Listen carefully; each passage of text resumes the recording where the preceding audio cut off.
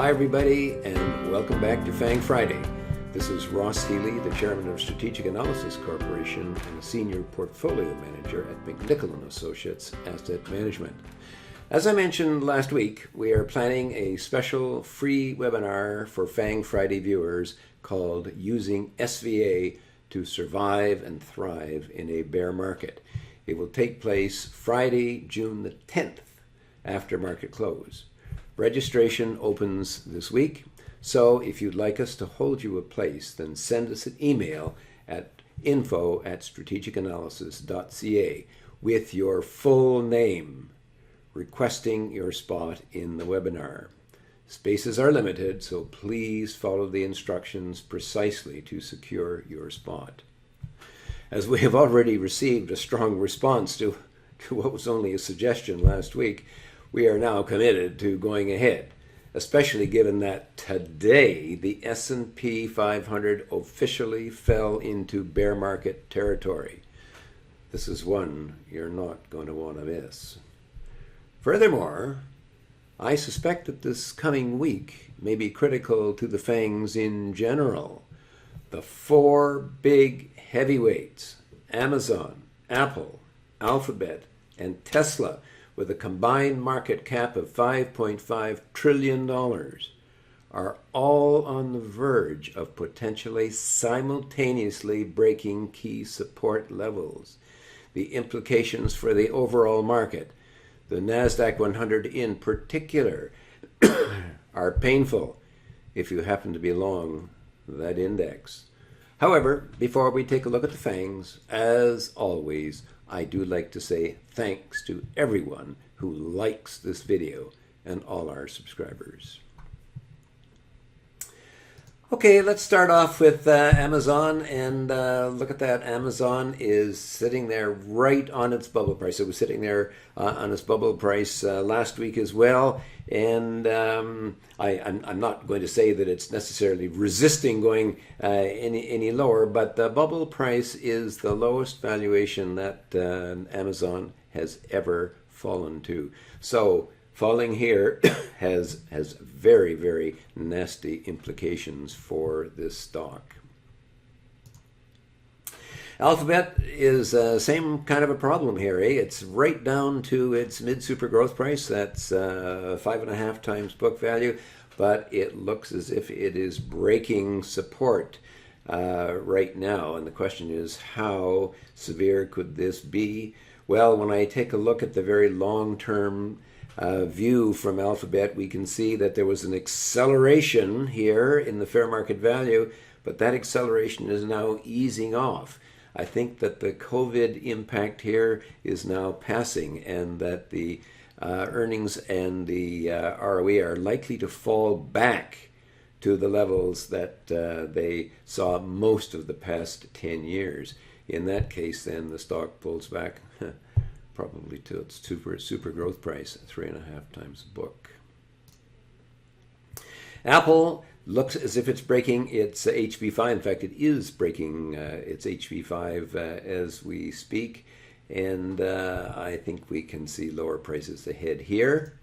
And finally, Tesla. Well, Tesla had been in that band, roughly the HB4 to the HB6, 7, kind of something like that, but that's now breaking as well as of today.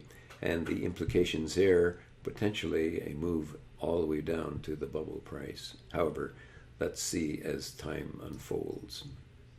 NVIDIA, I showed here the 5-year picture of NVIDIA and what happened the last time that we got into a weak market. The stock pulled back all the way down to its bubble price. I think I can see that happening again, particularly as a number of the charts of the semiconductor stocks look and point lower.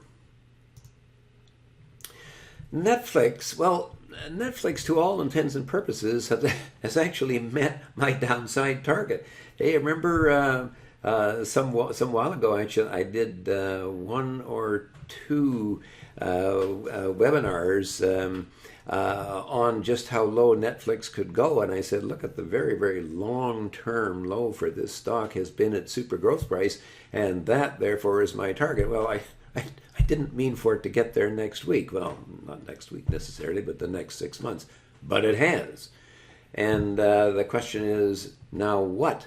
And if the market is weak and carries lower, will the super growth price, which held Netflix the last 2 times it got there, will it be able to hold it this time or not? I shall be watching the stock very carefully, but I must admit I don't have a lot of confidence, particularly when I see other of the streaming stocks, which include Disney, looking quite weak.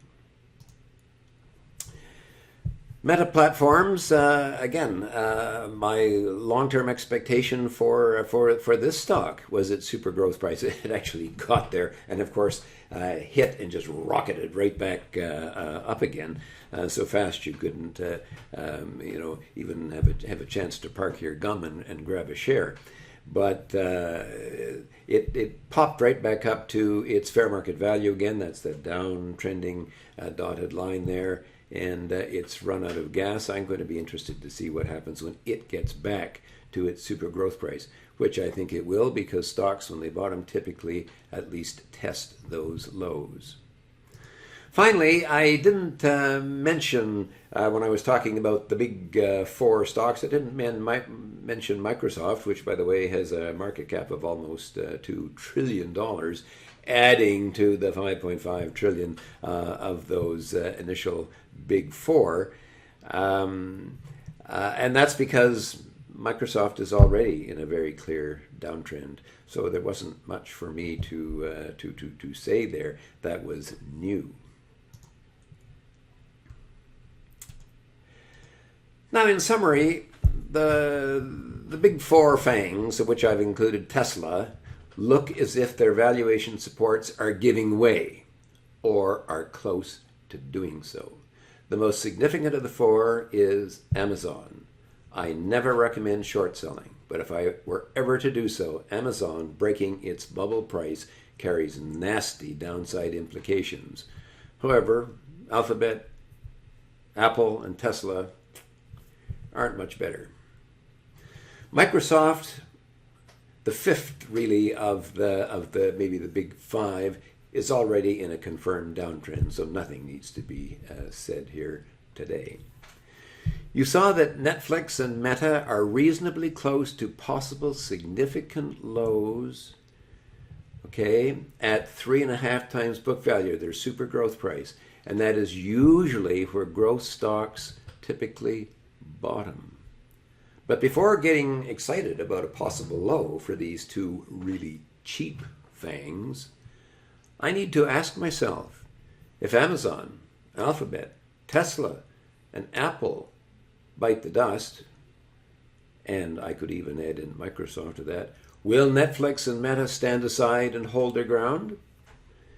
These 2 companies with big overhanging these are 2 companies with big overhanging growth issues.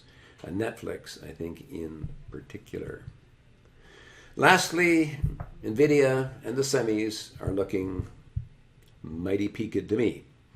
But if you happen to hold it, then watch closely to see if the HB2 price can hold. That's 12 times book value.